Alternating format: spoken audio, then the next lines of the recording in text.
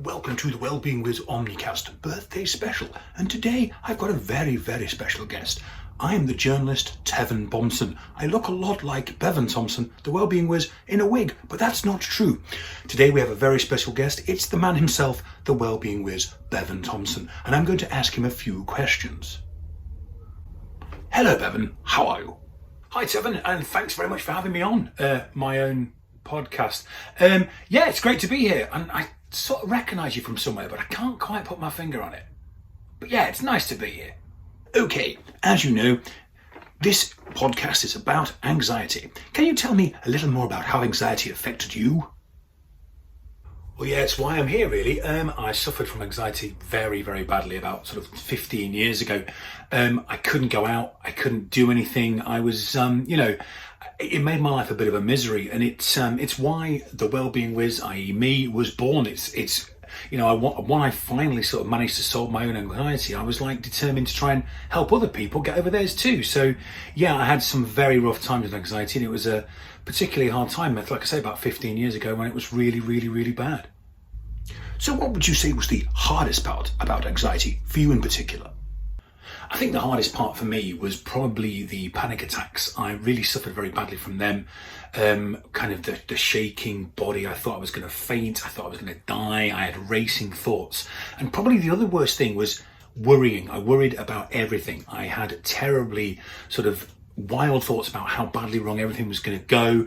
I didn't want to go anywhere in case anything bad happened to me or my family. It was just a terrible time. I always seemed to sort of project forward and look at the worst, and after a while that can really, really get you down. Oh dear, that's terrible. I mean, there were times when it got so bad that in a supermarket once, I was there with my wife. I was sent to look for some toilet rolls by her. She said, "Can you go and grab some toilet rolls?" And I didn't come back, and she wondered where I'd got to. And actually what I'd done was I'd built myself a fort out of toilet rolls. I was so scared of being in the supermarket, couldn't deal with it. Built a fort out of toilet rolls, and there I was, peeking out the little slot there, telling I was going to live there for the rest of my life. So yeah, things got pretty bad.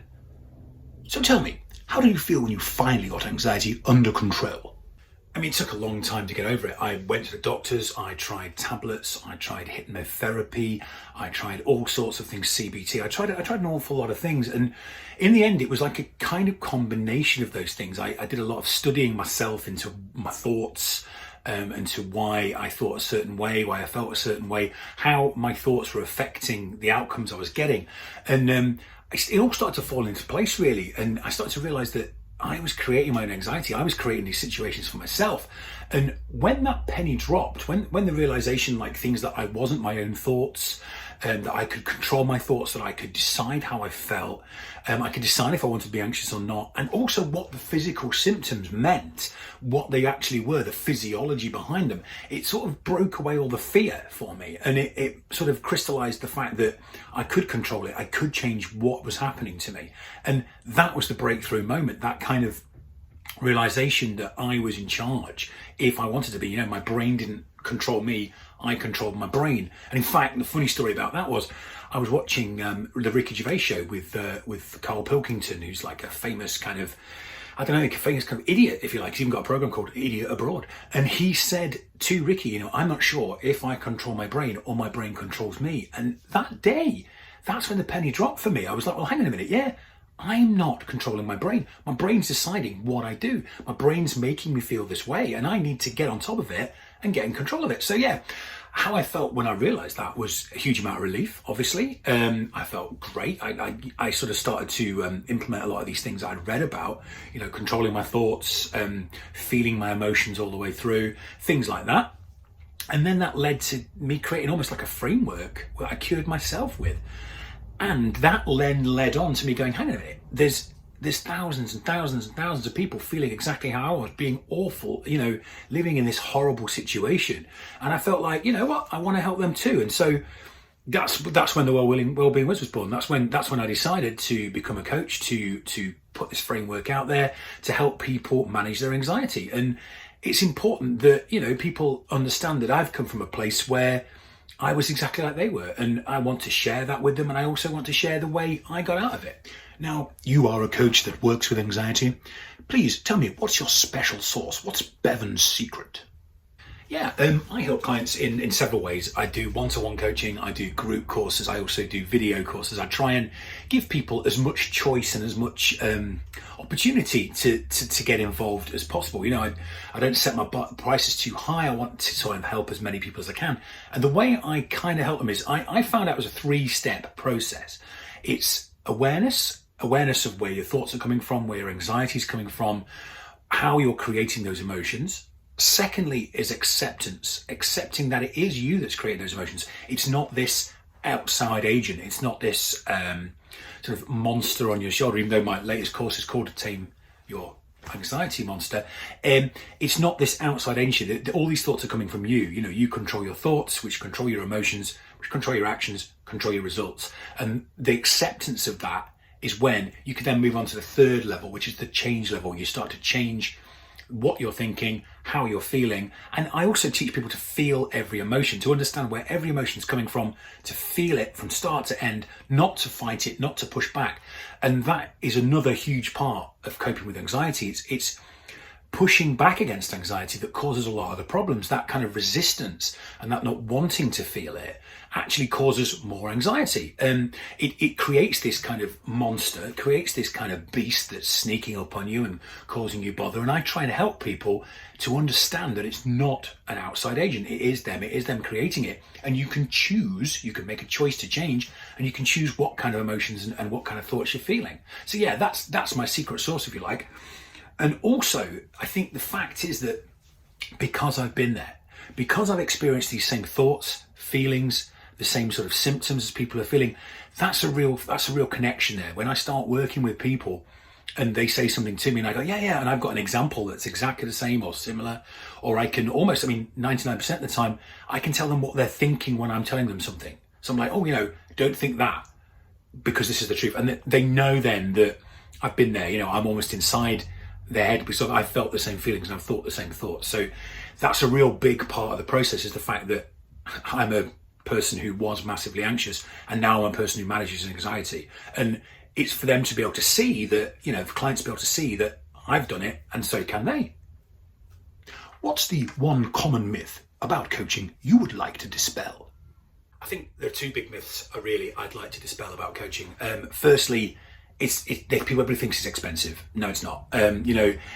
My prices, I try and keep them low so as many people as possible can get coaching from me. I think that I'd rather help 10 people for a certain price than help one at a big price. You know what I mean? I'd rather spread the joy that I felt of getting better and the joy that I share when I help other people learn to manage their anxiety. I'd rather do it at a price that's fair. And that's important. I think people need to know that. And secondly, coaching is not woolly. It's not, a lot of people kind of would like to suggest that coaching is a little bit airy-fairy, a bit up in the sky, a bit sort of, strange, and it's not. We're looking at a lot of sound principles. We're looking at a lot of my experiences in there, a lot of, a lot of decent writing. There's a lot of stuff it comes from. It doesn't just come from sort of, outside your head, you just kind of mad, airy, fairy ideas. Coaching, and also my last thing I would say is it's not a weakness to accept help. Some people would kind of feel that it's a weakness to accept coaching or to go looking for coaching. And again, that's a myth I'd like to smash right now. It's the strongest thing I ever did was go and ask for help. And I think it's the strongest thing anyone can do is admit that they're suffering, and then it's really difficult for them. And, it makes you super strong if you actually put your hand up and say, I'd like some help. So yeah, they're the myths I'd like to get rid of. So I've got another question for you. Who are the 3 people who have sort of impressed you and created an impact on your career the most? Wow, 3 people. Okay. Firstly, I would probably say my wife. She stuck by me through what was the worst period of my life, when I was the most anxious, when I was really suffering, and she never once questioned why I didn't want to go somewhere, why I didn't want to do anything. She just totally understood, even without really totally understanding. It took a long time for me to be able to express what was going on in my head, and for her to understand it. But she just accepted me for what I was. She helped me even when I was like suffering from panic attacks, sitting there on the floor, feeling sick, feeling terrible, scared to go anywhere. She was always there. And so what she's enabled me to do is admit that I had a problem, admit to her there was an issue, and then learn about it. And she supports me fully all the way. And I think that's really, really important, the support of someone when you're going through something like that. And then again, into my career, she supported me wanting to be a coach wanting to help people. And yeah, she's supported me all the way. So I would say she's the number one most important person on the list. Very interesting. Do go on. I think the second person on the list would have to be a coach called Brooke Castillo. I listened to her podcast quite regularly when I first started looking into being a coach. Listened to a lot of her work on how to become a coach, but also I like the way she coaches people. She has the similar sort of principles to I use, thought work with your emotions, but she's this amazing American life coach, and she has a huge following, and there's something about the way she helps people, the way she inspires people, the way she makes them feel about themselves, that's always made me sort of try and reach to achieve that level. And she's someone that I've read a lot of her work, I've listened to a lot of her podcasts, as I say, and I just genuinely think she's quite an inspiration to me. I really like the way she goes about it. So yeah, she'd be number 2 on the list, I think. And the third person on my list is not really anxiety based, it's more kind of business based, would be my granddad, Reg Williams. He, in the 70s, he owned a pub. In the 80s, he owned a post office. He was one of these entrepreneurial characters who always kind of found a way to make money, to invest correctly, he was a real savvy business brain, and I've grown up thinking, you know what, I'd love to have that level of commitment, that level of experience, that level of expertise in business to sort of know where the good options are, to know where the good investments are. Yeah, it was a good person growing up to have as a role model when it came to business and to dedication. He had a paper shop and a post office, so he would get up at 4 or 5 in the morning, mark all the papers up for delivery. He had a general store in there as well, so he'd do all the stock taking and all that sort of stuff. But all the time he was, he was a good family man as well, and he just showed me what hard work was, what entrepreneurship was, what a businessman can be like without that kind of. I previously had the idea when I was a kid of a businessman, top hat, lived in London. You know what I mean? So a businessman, but a local businessman, and I got to learn a lot about being canny with money, being smart, making the right decisions, making the right investments, all that kind of thing off him. So yeah, I would say he's probably my third role model when it comes to running a business as a coach. Good. Now, if you could suggest one book that our listeners should pay attention to, what would that one book be? Wow, I'm a bit of a reader, so I read an awful lot of books. So if I could have a couple, that'd be great. The first one, for anyone with anxiety, I would suggest a book called The Power of Now by Eckhart Tolle. I mention it quite a lot. It is about living in the now, and I think when you've got anxiety, you don't do that. You live in the future. I certainly did. I lived in the what ifs and the what could happens and the what if this happens kind of scenarios. It's a great book. It's one of those books where you can just pick it up each day, have a little read of it, remind yourself of certain things, but it's that about living in the moment thing. And that's one of the tips I give everyone, is appreciate where you are right now. I felt that when I was anxious, as soon as I learned to manage my anxiety, I had a horrible thing. I'd missed out on so much. I wasn't living in the moment. I missed so many golden opportunities to enjoy myself, so many golden opportunities to appreciate what was there. And Eckhart Tolle is all about that living in the moment, not pushing past the moment, just appreciating where you are. So yeah, The Power of Now is definitely a book I'd suggest. And another one is by a lady called Sarah Knight. And I can't remember the exact title. I think it's about the miraculous art of not giving a fuck, basically. And it is about, excuse the language, but the number of F's you have in a day. You've only got a certain amount. You have to choose how many you can give to certain activities, how many you don't give to people. It was a really inspirational read for me because I'm a real people pleaser. I like to make people happy. And she's like, do you know what? You've only got so much energy. You've only got so much time. You've only got so much money. You can only give so many F's in a day to so many of those things. And it's a great read for anyone who suffers with that kind of extra effort syndrome, if you like, that I had, trying to make as many people happy as possible, trying to do everything you can to please everyone. It's that reminder that you've only got a certain limited amount of F's to give in a day, and give them to things that matter, give them to things, and also not feeling bad about not giving them to things that matter, setting boundaries, enabling yourself to be confident and saying, no, I don't want to do this, I don't want to do that, if that's all right with you, those kind of things. So yeah, that's a really good book as well. So if I can have 2, I'd like those, please. Thank you. Great answer. Now, if there's one thing our listeners should do every single day that the Well-Being Whizz would suggest, what would that be? One thing people do every day. Let me think. I would suggest journaling. It's great for me. I keep a journal and I write in there things I want to do, things I want to read, things I want to listen to. I dump things in there out of my brain, ideas, plans, thoughts, things I hate, things I love. I spend days some days I write gratitude every day if I can, about things I'm grateful for, so that I'm appreciative, so I remember what I'm grateful for. To-do lists, bucket lists, targets, anything, goals, you can put it all in there. And if you get yourself a nice journal, I don't use one with lines on it, like plain paper, so I can draw if I want to, or I can write upside down, loads of nice colourful pens. Make it a fun kind of place to go, if you like, and enjoy. And yeah, I'd suggest do that. It's just a great way of keeping your thoughts on paper, getting them out of your head.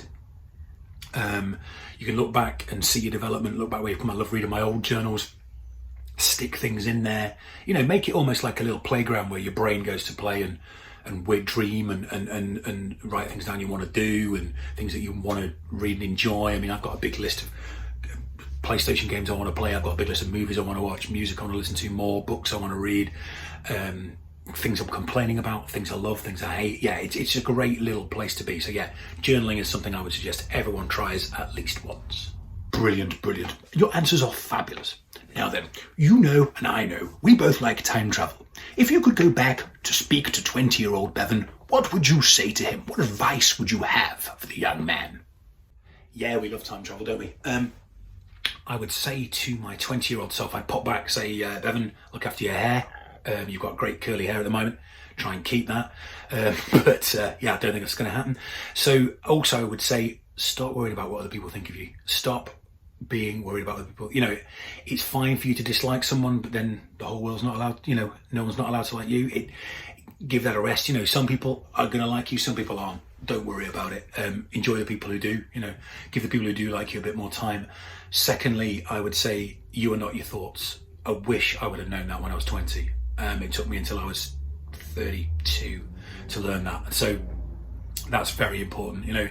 The thoughts are in your head, yes, they're in your voice, but they're not you. And I wish I would have known that when I was 20 years old. It would have saved a heck of a lot of things. But at the same time, as a lot of guests on the show have said, I wouldn't be the person I am now, and I wouldn't be doing the job I am now without having the experiences I've had. So yes, I'd like to go back and change it and let myself know that. But then again, with butterfly effect, would that affect where I am now? So I don't know. But yeah, I'd probably go back and say those two things to myself. And through to my final question, what's the one thing you would have liked me to ask you today? Yes, there is one thing I would like you to ask me. It is, what's this about your course, Bevan? Well, let me tell you. I have got a course called Tame Your Anxiety Monster. It is a 6-week course and it's starting on the 5th of April.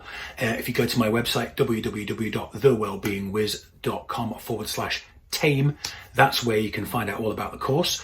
It's great. It's a 6-week group course over Zoom. We go through everything from how to stop panic attacks, how to change your thinking, how to manage your anxiety completely. Basically, it is a way to tame the monster that is anxiety inside you, start to live with it, start to enjoy it actually, because anxiety is actually your friend, and I'll teach you why on the course. But yeah, where can you sign up to the course with my one question I'd want you to ask me? And I've just answered it. www.thewellbeingwhiz.com/Tame. Get yourself along there. Thank you, Bevan, for joining me, and obviously I'll give you your podcast back next week, but it's been an absolute pleasure speaking to you, and many happy returns. Thanks for having me. I really, really enjoyed it. And yeah, I'd like my own podcast back next week, please.